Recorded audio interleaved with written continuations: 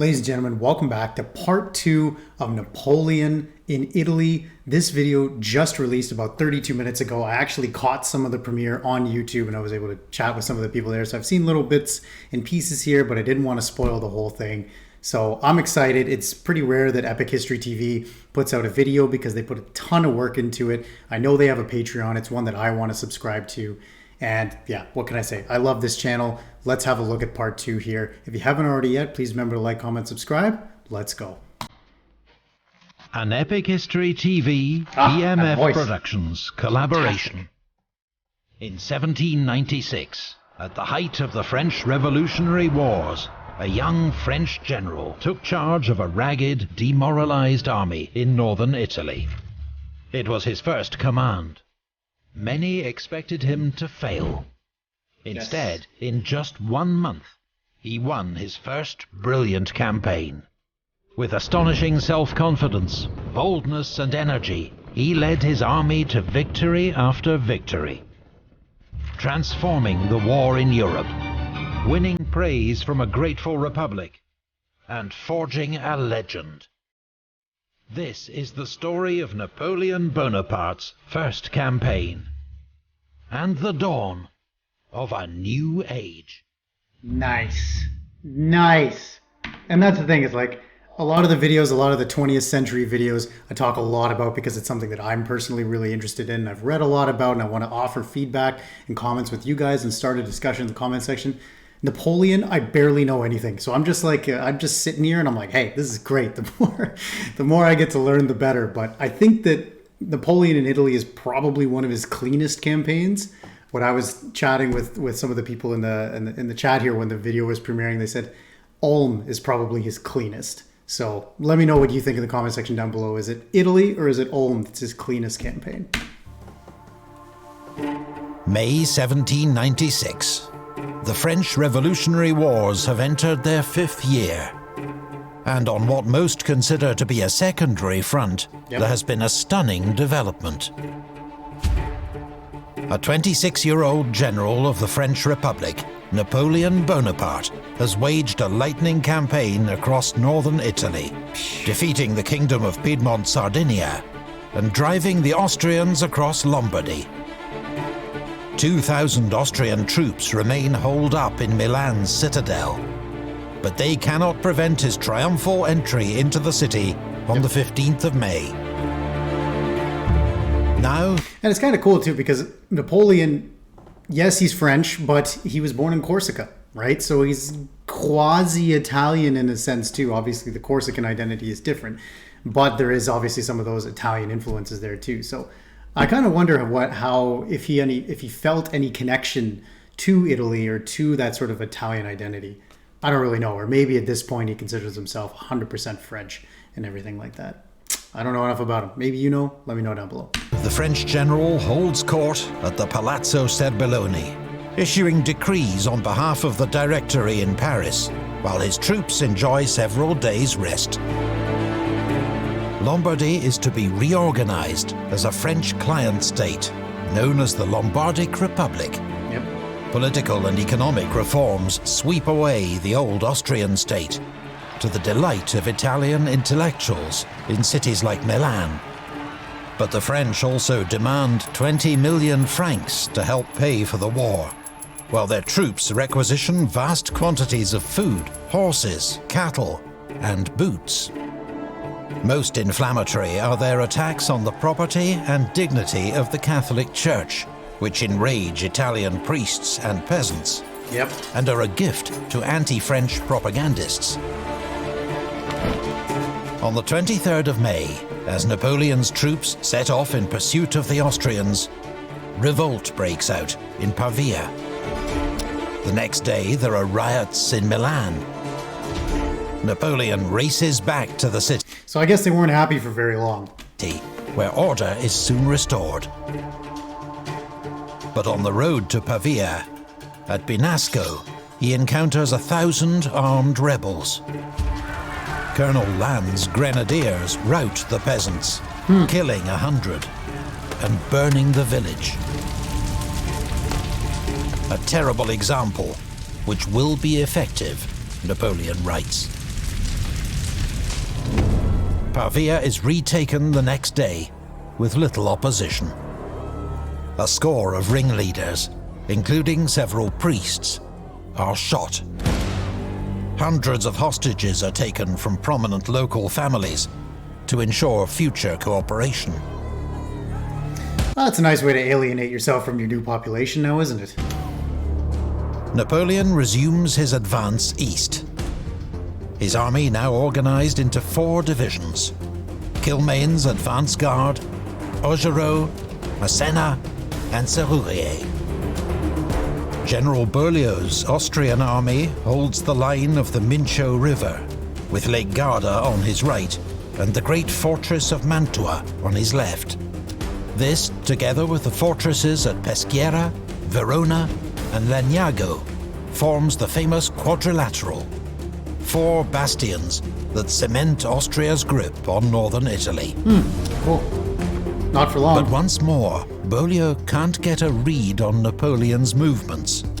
He scatters his troops, trying to defend 4 potential crossing points, and is further distracted by fake preparations to cross Lake Garda by boat.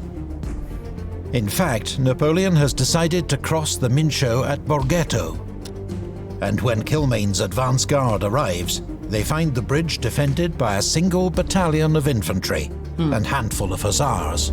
Yep. The Austrians are soon driven back, but a sudden counterattack nearly bags General Bonaparte himself. A possibly dramatized account has him hopping over fences with one boot on to evade the hussars. Can you imagine if they killed him here? Can you imagine if Napoleon died in his campaign of Italy? That's a crazy what-if-Altis scenario. And not that, like, what if Napoleon never existed, or what if he never rose to power? Because I already did a video on that one. Like, what if he was specifically killed here? What are the consequences might have been for that? It's kind of an interesting scenario to think about.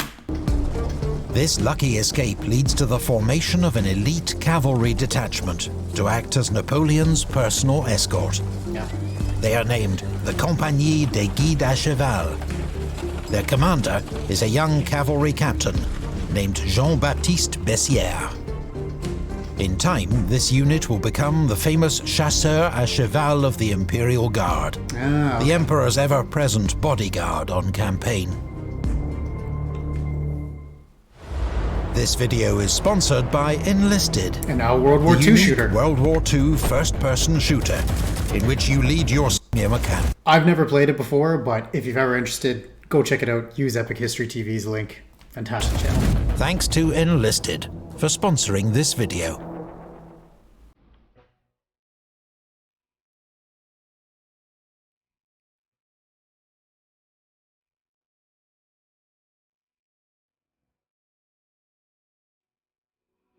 Taken by surprise by the crossing at Borghetto, Beaulieu begins a withdrawal to a new defensive line in the Adige Valley. However, at Mantua, he leaves behind a reinforced garrison, well supplied and ready to withstand a siege of at least 2 months. 315 guns. Wow. Napoleon cannot bypass Mantua. Its garrison is too powerful. But the fortress city will be a tough nut to crack. Its old walls surrounded on 3 sides by a lake and on the other by malarial marshland. The most unhealthy place in Italy, Napoleon tells the Directory. But why exactly does he need to take this? Can he keep pushing north? Sorry if I misunderstood something. I know it just said it's the key to Italy, but I'm kind of confused on why exactly. His biggest problem is his lack of heavy siege artillery. Most of these guns are in Milan, bombarding the Austrians, still holed up in the citadel. More guns were supposed to God, that would be a miserable position to be in. arrive by sea, but have been intercepted by British warships, commanded by a certain Commodore Horatio Nelson. Cool. Since April, Napoleon has launched 3 successful offensives, marched more than 200 miles, and won 10 battles. But finally, outside the walls of Mantua, he is brought to a halt. Yep. His famous And the demands on his limited force are growing. He must maintain the siege of Mantua, even though its guns outnumber his own and no direct assault can be made. He must protect his lines of communication back to France and guard against further revolt in Lombardy. And he must be ready to face the Austrians, who are receiving reinforcements from Germany and will soon counterattack. Got Tyrol as well? Oof. Terrible territory. To add to his problems, the French Directory demands that he lead an expedition to central and southern Italy.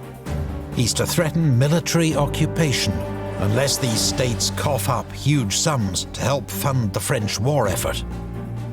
Napoleon vehemently opposes the idea. Marching troops the length of Italy in high summer, he warns, will end in sickness and death. Yeah. Fortunately, strong words alone persuade Naples to sign an armistice. And in the end... Wouldn't Marmont become the king of Naples eventually, or does that happen after... That probably happens after Napoleon is emperor, right? If I remember that correctly. And Napoleon doesn't even have to go as far as Rome. The French march through the Duchy of Modena, the Papal States, and the Grand Duchy of Tuscany, raising more than 40 million francs in tribute from states that are powerless to resist.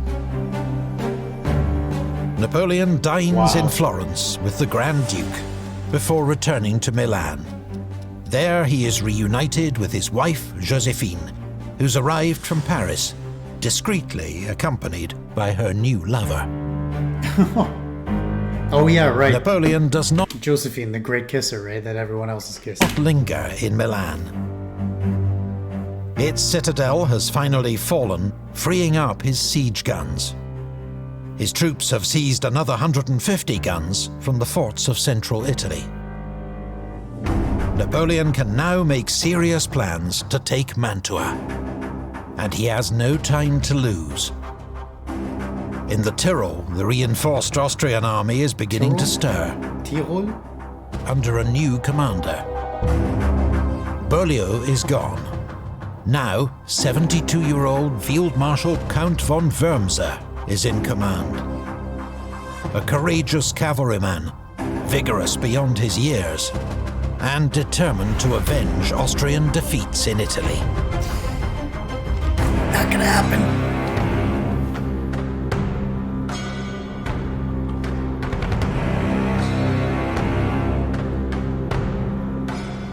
Since crossing the Mincio, Napoleon has reorganized and redeployed his forces. General Massena's division is near Rivoli, watching the road to the Tyrol. Two of his brigades, under General Sorre, are at Salò, watching the western side of Lake Garda. General Despinois' division is in support at Peschiera. General Augereau's division is around Legnago, watching the eastern approaches, while Kilmain's cavalry mounts patrols. Wow. General Serrurier's division carries... So what's that? So 50. Let's just make even numbers here. So 25,000.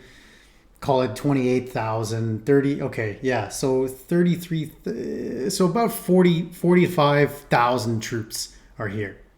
45,000 troops spread out along all this. It doesn't seem like that much, really, does it? Compared to some of the armies that he would later command.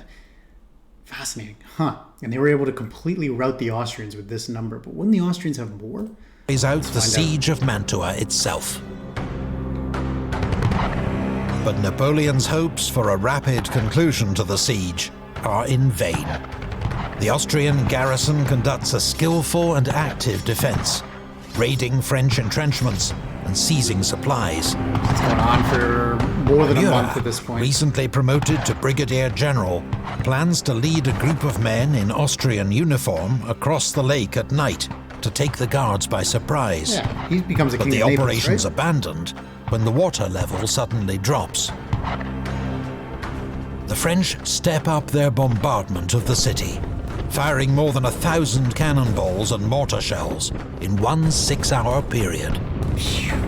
Mantua is being battered to pieces, but its walls are not yet breached. Napoleon is out of time. Field Marshal Wurmser is finally marching to Mantua's aid. He has divided his army into 4 columns.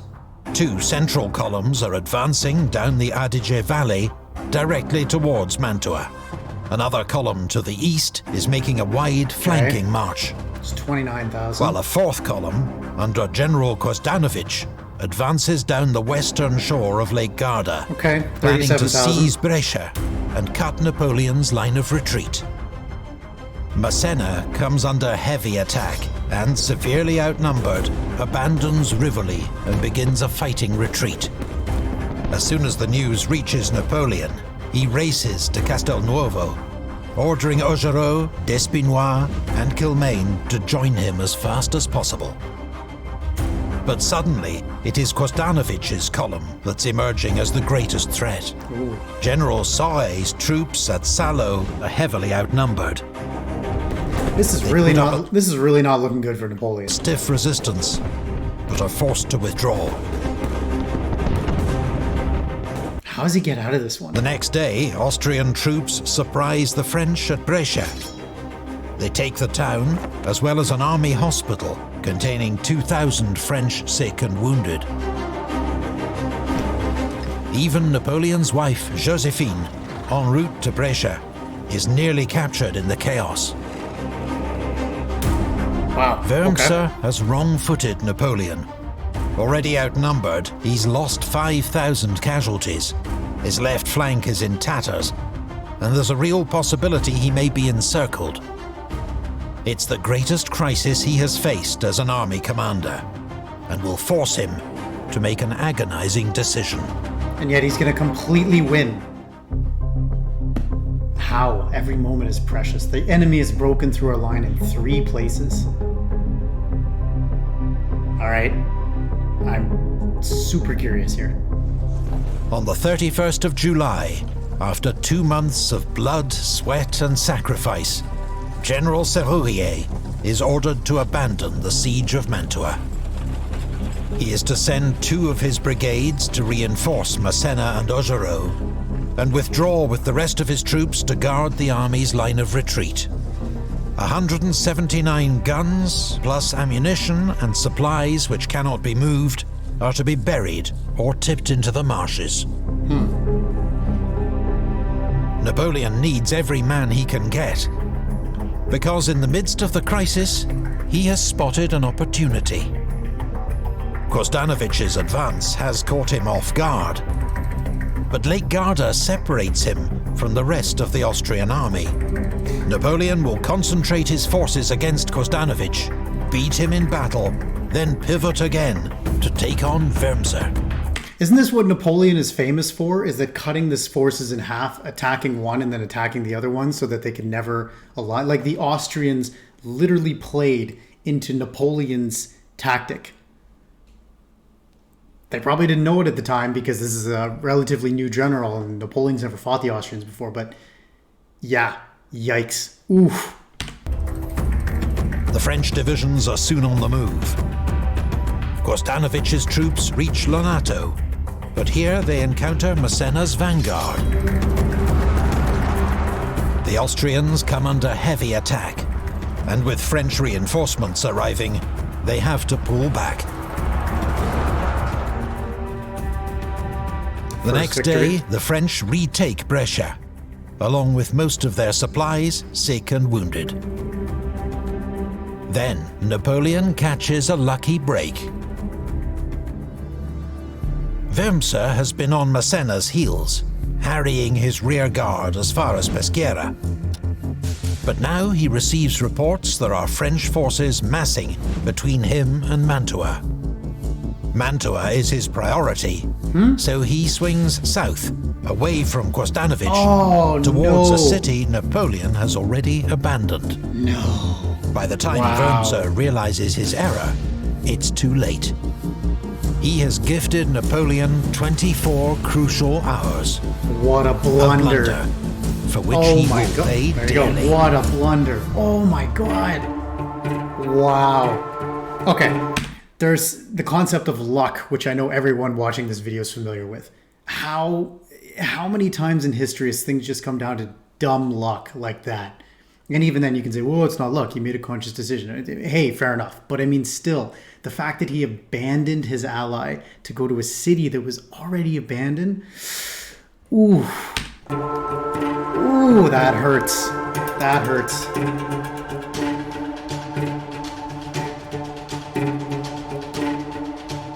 The 3rd of August sees confused fighting west of Lake Garda. Yeah, of course. One French brigade slips through the wooded ravines unnoticed, straight into Salò, causing havoc behind the Austrian lines. They're encircled. But the Austrians repel 3 attacks on Gavardo, and all seems to be going well until their own advance meets Massena's division at Lonato. Massena's counterattack is led by the 32nd Demi Brigade, which is becoming known as one of the Army of Italy's most feared units. "Bayonets only," Napoleon calls out, "and you, 32nd, maintain your glorious reputation." The lead Austrian brigade is routed. Colonel Junot, though wounded 6 times, accepts their commander's surrender. Wow. Kostanovich's force has been mauled. Fearing for the rest of his command, and with no word from Wurmser, he decides he must march back around Lake Garda to rejoin the army. Massive waste of time. The same day, 15 miles to the south, General Augereau's division fights an aggressive rearguard action near Castiglione, keeping Wurmser at bay while Napoleon deals with Kostanovich. Augereau begins with a bold attack on General Liptay's vanguard, driving it back to high ground near Solferino. But here, Liptay receives steady reinforcements as the rest of the Austrian army begins to arrive. Augereau keeps up the pressure, preventing an Austrian advance. And though there's a late scare when enemy cavalry sweep around his left flank, they are unsupported and soon pull back. For Augereau and his men, it is a long day of heroic action against a superior force, But still. one which Napoleon will never forget. 12 years later, as emperor, he will make Augereau Duke of Castiglione, and always remind his critics, he saved us that day. Nevertheless, by nightfall, Augereau's division is at breaking point. "Our soldiers are exhausted from fatigue and hunger. If you don't send me reinforcements, I won't be able to hold out." Next morning, French troops renew the attack on Kostanovich, and quickly... Just the energy that these guys have just to keep attacking and attacking and these, wow, it's something. Discover he's The discipline is unreal. beating a hasty retreat. A major disaster is narrowly avoided when 3 lost Austrian battalions stumble into Napoleon's headquarters at Lonato. They call on the general to surrender. Napoleon responds by loudly ordering his grenadiers and artillery into position, then demands that the Austrians surrender to him or be put to the sword. What? It's a bold bluff. Few of his troops are anywhere near. But the Austrians meekly lay down their arms. No way. Oh my God. As Napoleon swings his army round to take on Wurmser, the Austrian must decide whether... You surrender. No, you. And then they actually do. Wow, that's incredible. to stand his ground 3 battalions too. I mean, like, I could have done so. Wow. Okay. or That's fall crazy. back to a stronger line behind the Mincio River. That is crazy. He chooses to stay put. By engaging Napoleon, he hopes to buy time for Kostanovich to regroup and resume his advance, and for Mantua to be resupplied. His reasoning is sound, but his intelligence is out of date, and he's underestimated the speed at which Napoleon's forces will move.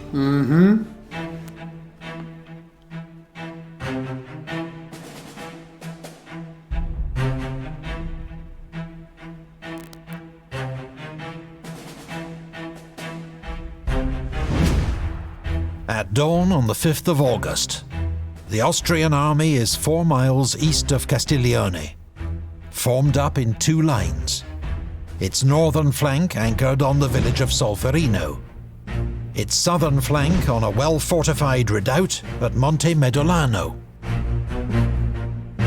Napoleon faces him with Massena's division in the north, Augereau's division in the centre, and Kilmain's cavalry in the south. He's also formed an elite unit of grenadiers and cavalry to be held back for the decisive moment. Napoleon doesn't seem to have much of an advantage. But he has 10,000 more troops converging rapidly on the battlefield. 5,000 under General Despinois, marching from Brescia. 5,000 more under General Fiorella, coming from the south. To buy time for these reinforcements to arrive, and to lure Wurmser out of position, Napoleon orders Massena and Augereau to attack. Oh, here it comes. There is a short exchange of fire. Then the French begin a feigned retreat. The Austrians take the bait, some units advancing off the high ground, while Wurmser extends his right wing, looking to outflank Massena's division. Around 9 AM, the sound of gunfire from the south alerts both sides to Fiorella's arrival, behind the Austrian left flank. Napoleon immediately orders Augereau and Massena to attack again, in earnest. Despinois' troops arrive to join the assault. But Napoleon has sprung his trap too early. Wurmser is not yet fully committed and reacts swiftly. He organizes a new line to fend off Fiorella and hurriedly recalls his right wing. But he cannot save the redoubt at Monte Medolano. Napoleon's aide-de-camp, Major Marmont, leads forward a battery to blast the position. His guns open a devastating cannonade, clearing the way for an attack. Around 10 AM, the reserve grenadiers charge forward with bayonets fixed, sweeping the Austrians off the hill. Meanwhile, to the north...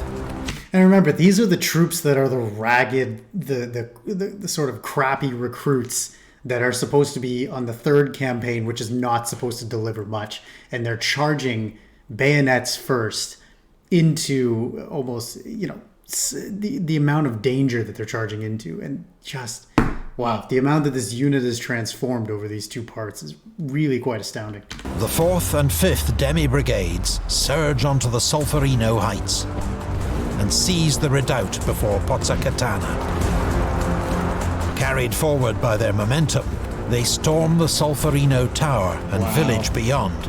Clean. The shaken enemy So falling clean. back in disarray. The Austrians are hard-pressed along the line, and now French cavalry and Fiorella's troops threaten to cut off their retreat. While Napoleon is active, energized, urging troops forward, Wurmser seems to go into shock. A French émigré serving with him recalled, "He watched without seeing anything, saying anything, hearing anything. This brave old man, his head covered with white hair, did not think anymore." He made him speechless. Speechless. Finally, A 72-year-old man who is an army veteran, who is a military leader, has been made speechless by a 26-year-old Corsican man that is running his first campaign. Astounding. Wurmser orders a general retreat back across the Mincio River, covered by their cavalry and some late Austrian reinforcements. The French pursuit quickly peters out. After a week of forced marches in stifling heat, with little to eat or drink, Napoleon's men are close to collapse. But their general is content with what they have achieved. 3-1.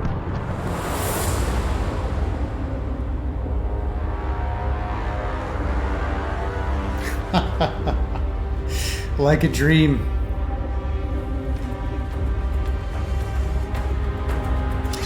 Wurmser's army finds temporary refuge behind the Mincho River. But Napoleon immediately resumes the attack. Massena is sent north to relieve the French garrison at Peschiera and threaten Wurmser's line of retreat. The Austrian general has had enough. After ensuring the garrison of Mantua is fully resupplied and reinforced, he begins his withdrawal to the Tyrol to regroup and rethink. The French nip at his heels all the way. Napoleon has just endured his toughest challenge yet as an army commander. And though initially wrong-footed by his adversary, he's displayed brilliant flexibility and his usual energy to weather the crisis and then triumph. But Mantua remains the key to Italy, and while it stands unconquered, the Austrians will do everything in their power to save it. Wurmser will be back, and when he returns, he'll find himself on a collision course with Napoleon, as he launches his own attack on Austria itself. All right. Nice. Thanks again to Nice. Fantastic. Cool. That means we're getting a part 3. Awesome. We're getting a part 3. I thought this was going to be the end, but okay. How many parts is this going to be? Is this going to keep going till 4? Maybe 4 will be the march on Austria. 3 will be taking the rest of Italy. Cool. Well, when it comes out, you'll be sure that I'll make a video to that as well. It'll probably take a month or a little bit longer, who knows. But I also saw in the chat there when I was watching the video that some World War II content is going to be coming from Epic History TV, which is going to be awesome. And that's something that I'll be able to provide a ton more commentary on. So let me know your thoughts in the comment section as always. Don't forget to hit like and subscribe if you're just passing your way through, happened upon this video. Thank you so much for your support. I appreciate it. And I'll talk to you again soon.